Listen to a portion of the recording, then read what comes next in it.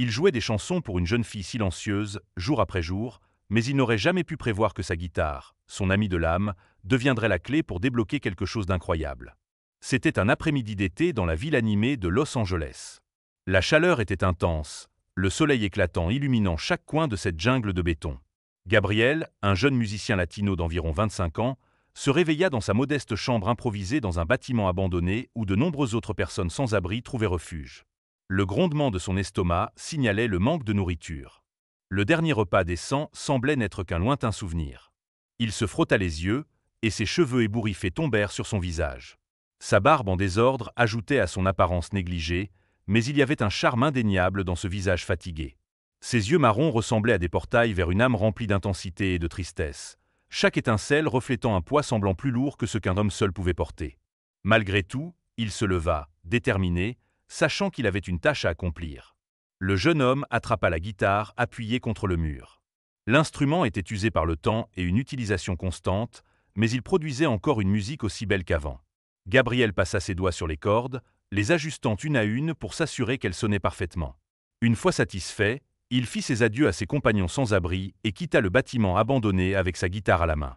Arrivé au parc, le jeune homme s'installa à son endroit habituel, un petit coin à l'ombre d'un grand arbre.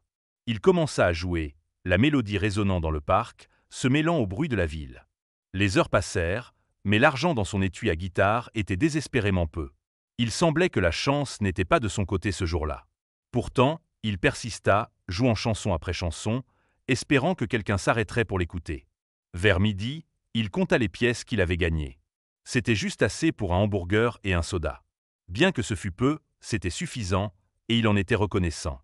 Mais à ce moment-là, Gabriel ne savait pas que sa vie était sur le point de changer d'une manière qu'il n'aurait jamais pu imaginer. Avant de vivre dans la rue, Gabriel était un musicien talentueux et prometteur. Lorsqu'il était enfant, sa famille avait déménagé en Californie depuis le Mexique pour essayer de construire une nouvelle vie. Il grandit en observant des artistes et tomba amoureux de la guitare. Avec beaucoup d'efforts, son père réussit à acheter une vieille guitare et la lui offrit en cadeau. C'était le rêve du jeune garçon qui devenait réalité. En grandissant, le jeune homme commença à jouer dans des groupes locaux et fut reconnu pour ses compétences indescriptibles à la guitare et sa voix douce et émouvante. Cependant, à cause d'une série d'événements malheureux, comme la perte soudaine de ses parents lors d'une attaque contre des immigrants, suivie de plusieurs problèmes financiers, il perdit tout ce qu'il avait et fut contraint de vivre dans la rue. Malgré sa situation difficile, Gabriel n'abandonna jamais la musique. La seule chose qui lui restait de son ancienne vie était la guitare que son père lui avait offerte. Depuis, cet instrument était devenu son unique compagnon et sa seule source de revenus. Il jouait dans les parcs et sur les trottoirs, partageant sa musique avec tous ceux qui voulaient l'écouter. Gabriel était une personne gentille et humble, remerciant toujours ceux qui s'arrêtaient pour l'écouter et laissaient une pièce dans sa boîte à dons. Il rêvait du jour où il aurait de nouveau un endroit appelé chez lui et où il pourrait remonter sur une grande scène. Cependant, jusqu'à ce jour, il continuait de jouer de la guitare dans la rue, répandant sa musique auprès de tous ceux qui avaient besoin d'un peu de réconfort et d'espoir. Alors qu'il jouait ses mélodies, une foule commença à se rassembler autour de lui, curieuse de découvrir ce qui se passait. Gabriel entama une chanson mélancolique, sa voix rauque et émotive remplissant l'air. « Magnifique !» s'exclamèrent-ils avec enthousiasme. Les passants qui s'arrêtaient pour écouter voyaient leurs expressions tendues s'adoucir rapidement, et sur certains visages, des larmes commencèrent à couler. Ils pouvaient entendre la tristesse et la douleur dans la voix du jeune homme, mais il y avait aussi une note d'espoir et de beauté qui se mêlait à la mélodie de sa guitare. Les gens qui traversaient le parc s'attroupèrent autour du jeune homme, appréciant sa chanson et contribuant avec quelques pièces. Ils sentaient que la musique de ce jeune homme avait quelque chose de spécial, quelque chose qui transcendait les notes et les accords. Les gens souriaient, applaudissaient et laissaient quelques pièces de plus pour l'aider. « Ce jeune homme a beaucoup de talent », disait-il. À la fin de cette journée, lorsque la foule se dispersa, Gabriel regarda sa boîte à dons et vit qu'il avait récolté une somme considérable. Il sourit, reconnaissant pour le soutien des gens. Et c'était ainsi chaque jour. Le garçon se levait, accordait sa guitare, jouait et voyait combien il avait gagné avec sa musique. Il y avait des bons jours et des mauvais jours, mais il gardait espoir qu'un jour, il surmonterait cette situation. C'est alors, un jour comme les autres, que le jeune homme sans abri se retrouva assis dans un coin du parc, sa guitare reposant sur ses genoux. Il jouait quelques notes, cherchant la bonne mélodie pour sa prochaine chanson. Autour de lui, des gens passaient en courant tandis que d'autres s'arrêtaient quelques secondes pour écouter la musique qu'il jouait. Soudain, il se rendit compte que quelqu'un se tenait très près de lui, l'observant curieusement. Il leva les yeux et vit une fillette aux cheveux bruns et aux grands yeux qui le regardaient. La petite fille semblait avoir environ 8 ans et portait un sac à dos rose sur le dos. Il avait déjà vu cette petite fille quelquefois se promener dans le parc. Il imaginait qu'elle devait habiter tout près, car elle passait toujours par là en revenant de l'école. « Salut, petit ami. Comment vas-tu » dit le jeune homme. Cependant, la fillette ne répondit pas et se contenta de sourire. Le jeune homme lui sourit à son tour et continua de jouer. Elle s'approcha encore plus et s'assit à côté de lui, posant son menton sur ses mains. Gabriel se sentit étrangement encouragé par sa présence et continua à jouer. « Tu aimes la musique » Elle ne dit rien encore une fois, se contentant de hocher la tête. Alors qu'il jouait, l'homme sans-abri remarqua qu'elle portait une attention particulière à sa musique. La petite fille fermait les yeux et hochait la tête au rythme de la musique. Gabriel vit qu'elle était une auditrice attentive et décida de jouer une chanson spéciale pour elle. « Puisque celle-ci te plaît, je vais jouer quelque chose de vraiment chouette. Tu veux l'entendre » dit-il. Elle hocha la tête, comme d'habitude. Le jeune homme commença à jouer une chanson douce avec une mélodie délicate qui semblait flotter dans l'air. Sa voix était envoûtante et correspondait à sa situation actuelle. La fillette ouvrit les yeux et regarda Gabriel avec un sourire timide. Elle semblait enchantée par la chanson, et il se sentit étrangement ravi de jouer pour elle. Il continua de jouer, se laissant emporter par la musique et les émotions qu'elle lui apportait. Il avait l'impression que sa musique touchait le cœur de la fillette d'une manière particulière, quelque chose qui allait au-delà des notes et des accords qu'il jouait. Lorsqu'il termina, la petite fille l'applaudit avec enthousiasme. « Haha, merci beaucoup, petite » remercia Gabriel. Elle se leva pour partir. Avant de partir, la petite fille déposa quelques pièces dans la boîte à dons du jeune homme et s'éloigna, lui lançant un sourire en se retournant.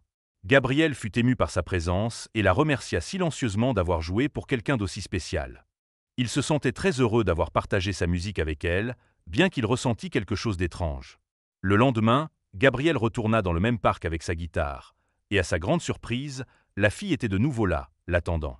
Elle courut vers lui, un grand sourire sur son visage, et s'assit à côté de lui comme s'ils étaient déjà de vieux amis. « Salut, petit ami, comment vas-tu aujourd'hui » demanda-t-il. Mais elle ne répondit pas encore, se contentant de hocher la tête. Ce fut alors qu'il remarqua que la petite fille ne pouvait pas parler. Elle était muette, bien qu'elle pût tout entendre. Ainsi, ils commencèrent à développer une amitié particulière avec des gestes et, bien sûr, de la musique.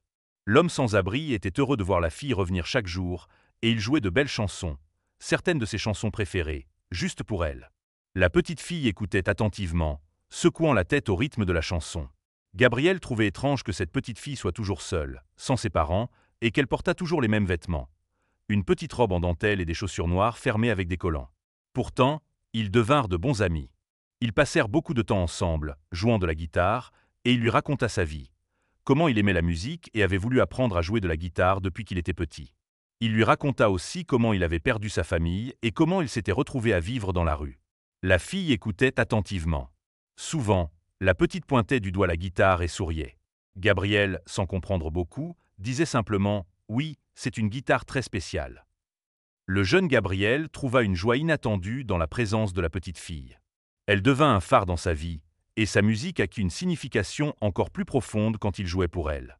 Au fil des jours, l'amitié entre les deux se renforça. Ils devinrent un duo inséparable dans le parc, jouant ensemble chaque jour et attirant de plus en plus de monde avec leur musique. La petite fille, dans sa petite robe en dentelle et avec des couettes dans les cheveux, dansait de joie au son de la guitare de Gabriel. C'était comme si chaque note de musique la traversait, la faisant bouger d'une manière presque magique. La connexion entre eux était palpable et captivait les passants. Les gens s'arrêtaient pour regarder le jeune musicien, commentant la beauté de sa musique. Les sourires sur leur visage et les applaudissements qui suivaient les performances étaient la preuve de l'admiration qu'ils ressentaient. La présence de la petite fille dans la vie de l'homme sans-abri rendait sa routine difficile dans la rue beaucoup plus supportable. Il remerciait Dieu chaque jour d'avoir rencontré cette petite fille spéciale et sentait qu'elle était, d'une certaine manière, une bénédiction dans sa vie. Avec elle dansant à ses côtés, Gabriel commença à recevoir plus de pourboires qu'il n'en avait jamais reçu. Cela lui apporta un bonheur sincère, un soulagement qu'il n'aurait pas pu imaginer. Il était sûr quelle était la raison pour laquelle les choses s'amélioraient. Cependant, la vérité qui allait être révélée était quelque chose que personne n'aurait jamais pu imaginer, et cela allait changer radicalement la vie de ce garçon. Quelque temps passa, et l'hiver s'était déjà installé. Gabriel se réveilla et alla au parc, attendant la mystérieuse fille qui lui rendait visite chaque jour. Assis à son endroit habituel, guitare sur ses genoux, il l'attendait. Mais ce jour-là, il était plus faible que d'habitude. Comme à son habitude, la fille apparut et s'assit à côté de lui sans dire un mot. Le garçon essaya de la saluer avec un sourire, mais la pâleur de son visage et la fragilité de son expression étaient visibles. Il s'avère que Gabrielle souffrait d'une maladie rare et invalidante connue sous le nom de myasthénie grave. Cette condition affecte les muscles et le système nerveux, provoquant une faiblesse musculaire qui peut s'aggraver avec l'activité physique et s'améliorer avec le repos. La myasthénie grave, si elle n'est pas traitée, peut entraîner une crise myasthénique, des épisodes de faiblesse musculaire sévères qui peuvent être fatals. Le jeune homme avait découvert la maladie plusieurs années auparavant, lorsqu'il vivait encore avec ses parents, et avait commencé à se sentir fatigué plus souvent et à avoir du mal à accomplir de simples tâches physiques. Cependant, en raison du manque d'assurance santé et d'un système de santé excessivement coûteux, il n'avait jamais pu chercher un traitement adéquat. Il apprit donc à vivre avec la maladie, mais il savait que sa santé se détériorait. Il faisait de son mieux pour rester en bonne santé, essayant de bien manger et de se reposer autant que possible. Cependant, la vie dans la rue était difficile et il ne pouvait pas toujours contrôler la maladie ou même se nourrir correctement. Peu à peu, l'homme sans abri remarqua que les épisodes de faiblesse devenaient plus fréquents et plus intenses. Malgré tout l'espoir qu'il plaçait dans sa musique et la compagnie de la fille, il savait que sa situation était grave et qu'il avait besoin d'un traitement médical. Mais sans argent ni ressources, il se sentait impuissant et sans espoir. Il était visiblement fatigué ce jour-là, et lorsque la petite fille s'assit à côté de lui et le regarda avec inquiétude, il dit « Salut, petite. Je me sens un peu faible aujourd'hui. » Il parla d'une voix rauque, avec une tonalité mélancolique. Gabrielle essaya de jouer quelques notes sur la guitare pour elle, mais son énergie semblait épuisée. La fille le regarda avec une expression évidente d'appréhension dans les yeux. Puis elle sortit quelques oranges de son sac et les posa à côté de lui sur le banc. Il vit ce geste, et ses yeux s'illuminèrent de gratitude. « Merci, ma chère », dit-il en commençant à éplucher une des oranges avec des mains tremblantes. En mangeant, Gabrielle remarqua que la fille le regardait encore, son expression inquiète. « Qu'est-ce qu'il y a, petite ?»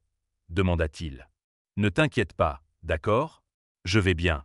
J'ai juste besoin de me reposer. » La petite, bien que silencieuse, exprima son malaise à travers un regard affectueux. Elle hocha légèrement la tête, comme si elle demandait s'il avait besoin de quelque chose d'autre. Gabrielle sourit, émue par son empathie et sa gentillesse. « Tu m'aides déjà, ma chère. Ta compagnie est ce qui me fait me sentir mieux chaque jour, » dit-il sincèrement, reconnaissant. La petite pointa son doigt vers la guitare et le regarda profondément dans les yeux. Le garçon, pensant qu'elle voulait qu'il joue quelque chose pour elle, dit « Oh, ma fleur, je ne pense pas pouvoir jouer quoi que ce soit pour toi aujourd'hui. Je suis désolé. » À ce moment-là, une faiblesse soudaine envahit son corps, et le garçon ferma les yeux, plein de larmes. Il savait que son temps était compté, mais avoir touché le cœur de la fille et son attention envers lui était quelque chose qui le rendait vraiment heureux. Il dit, toujours les yeux fermés, sa voix pleine d'émotion, « Ton amitié compte beaucoup pour moi, petite fille. » Ensemble, en silence, ils regardèrent le mouvement du parc. Le soleil se couchait, projetant une lueur dorée sur le paysage hivernal. Et là, sur ce banc du parc, un lien invisible se renforça entre Gabrielle et la petite fille, né de la mélodie d'une chanson et de la danse d'une âme pure. Les jours passèrent, et la santé de l'homme sans abri ne fit qu'empirer. La petite, bien qu'elle ne fût qu'une enfant, comprenait qu'il s'affaiblissait de plus en plus. Puis, un jour, Gabrielle se réveilla dans un endroit inconnu. Il était allongé sur un lit, faible et frêle.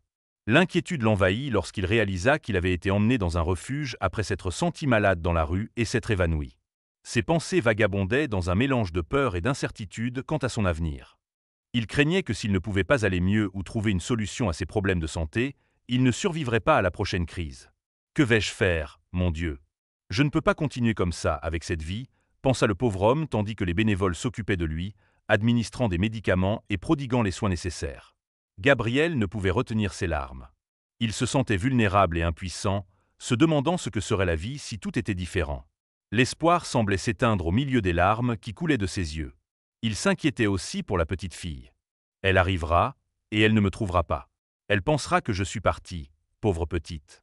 Cependant, c'est à ce moment-là, alors que la fragilité prenait le dessus, que le jeune homme remarqua quelque chose de surprenant. À l'entrée de l'abri, une petite silhouette se tenait là. C'était la fillette, avec un regard bienveillant et compatissant. Elle le regardait de loin et courut vers lui, son petit cœur battant d'empathie et de solidarité. Les larmes de l'homme sans abri prirent un nouveau sens, se mêlant aux émotions qui débordaient en lui. Il pleurait en réalisant que, même dans le silence, il avait trouvé quelqu'un qui se souciait véritablement de son bien-être. C'était un sentiment indescriptible et puissant, capable de toucher son âme au milieu des ténèbres. La fillette s'approcha, ses yeux transmettant une compréhension au-delà des mots. Il lui demanda « Et, petit ami, comment m'as-tu trouvé ? Et tes parents ? Ils vont s'inquiéter, non ?» Elle fit non de la tête et se contenta de sourire. Il ressentit une chaleur réconfortante envahir son cœur, un sentiment d'amitié profonde et sincère. Et après avoir compris que sa maladie finirait bientôt par l'emporter, dans un geste de générosité et de reconnaissance, Gabriel regarda sa guitare bien-aimée, posée près du lit, et la prit avec un faible sourire. « Je veux que tu l'aies, petite. Je veux que tu te souviennes de moi et que tu saches que c'est un symbole de notre amitié. » À cet instant, il savait que leur amitié transcenderait tous les obstacles, même lorsque les mots ne pouvaient être prononcés. Alors que les larmes continuaient de couler, Gabriel tendit la guitare vers elle. Cependant, c'est précisément à ce moment-là que l'impensable se produisit. La fillette tendit son petit bras, et lorsque le garçon la lui remit, la guitare tomba brusquement au sol. Le bruit fort résonna dans l'abri, attirant les regards de tous les présents. Gabriel, sursautant de stupeur, se tourna vers la fillette avec une expression d'incompréhension. Il ne pouvait pas en croire ses yeux. La guitare avait traversé sa main, comme si elle était un fantôme. La fillette pointa de nouveau la guitare du doigt. C'est alors que le garçon remarqua quelque chose d'étrange. L'arrière de la guitare était légèrement desserré, révélant une seconde couche qu'il n'avait jamais vue. Rapidement, il retira le couvercle, dévoilant un compartiment caché. À l'intérieur, il trouva un document et une photo.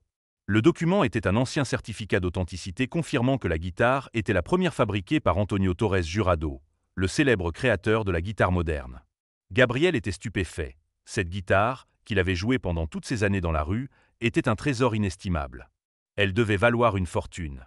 Il regarda la fillette avec incrédulité et murmura « Comment savais-tu » Elle pointa une nouvelle fois la photo du doigt. C'était une image en noir et blanc d'Antonio avec une petite fille. Au dos de la photo, il était écrit « À ma chère Mélodie, 1864 ».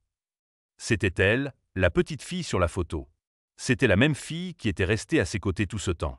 À cet instant, Gabriel remarqua que la fillette était légèrement translucide. Une douce lumière émanait d'elle. La guitare qu'il avait jouée toutes ces années lui appartenait. Cette fillette n'était jamais qu'une simple enfant. Elle était une âme liée à cette guitare, à la musique qu'elle jouait. Mélodie sourit à Gabriel, un sourire serein et joyeux.